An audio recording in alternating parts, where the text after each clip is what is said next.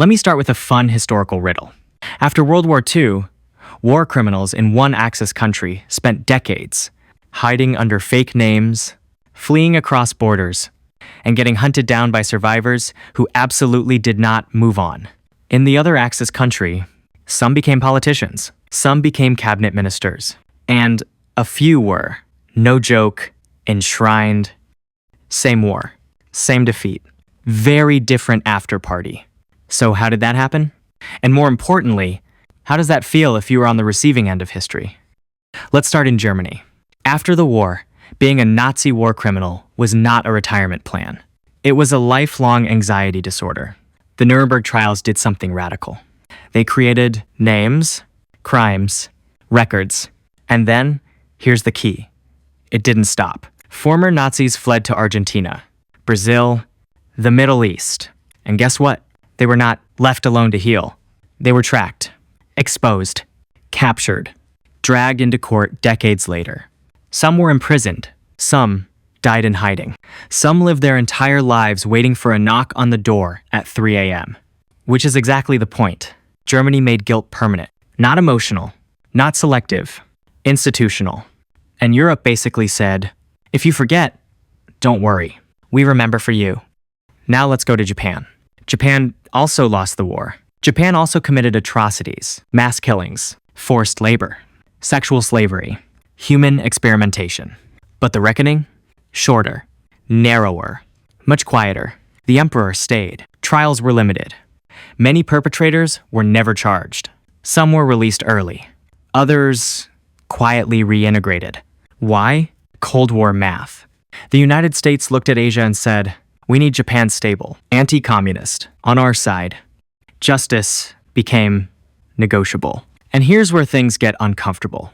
Some men implicated in wartime atrocities didn't disappear. They rebranded, they entered politics. They helped shape post-war Japan, which brings us to a name you probably recognize. Shinzo Abe, Prime Minister of Japan, longest serving in modern history. International statesman. Here's the part often left out. Abe's grandfather, Nobusuke Kishi, was arrested as a suspected Class A war criminal. He was never convicted, never executed. He was released because the Cold War began. The US suddenly needed experienced administrators who knew how to run the state, who hated communism, and who could mobilize industry and politics quickly. Kishi checked every box. So the US released him along with many others. And later, he became Prime Minister of Japan.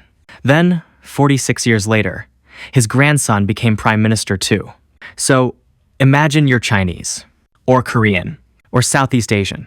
You grow up hearing stories of occupation, forced labor, family members who never came home. And one day you look at the news and realize the grandson of a man accused of running that system is now leading the country. No national rupture, no irreversible break, no shared admission, just continuity. That doesn't feel like reconciliation. That feels like history shrugging. Now, let's talk about Yasukuni Shrine.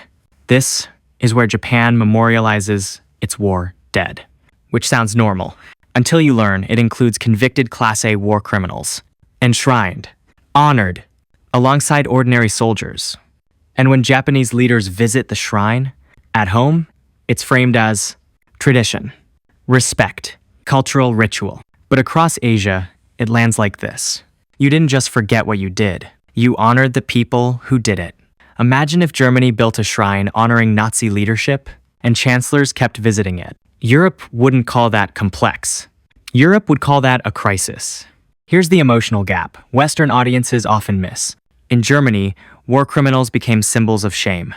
In Japan, some war criminals were transformed into symbols of sacrifice, rebranded as patriots who had given everything for the nation, depicted as victims of victor's justice, and folded into a story of national suffering rather than responsibility. Germany built a culture of never again. Japan built a culture of yes, but also we suffered. And Hiroshima matters. Nagasaki matters. But when victimhood replaces accountability, the people who are occupied don't feel closure. They feel erased. And memory doesn't fade when it's never acknowledged. It hardens. So this isn't about hating Japan. It's about understanding why Asia reacts differently than Europe. Germany showed the world that reconciliation requires public guilt, permanent memory, no honored villains. Japan showed something else. That stability can exist without closure. But here's the problem. Stability without reckoning isn't peace. It's suspended history. And history doesn't disappear. It waits. Thank you for watching Global Storm Room. We don't ask you to take sides. We ask you to look at what was done, what was remembered, and what was quietly allowed to fade. And if this episode made you uncomfortable, good. That's usually where the truth starts.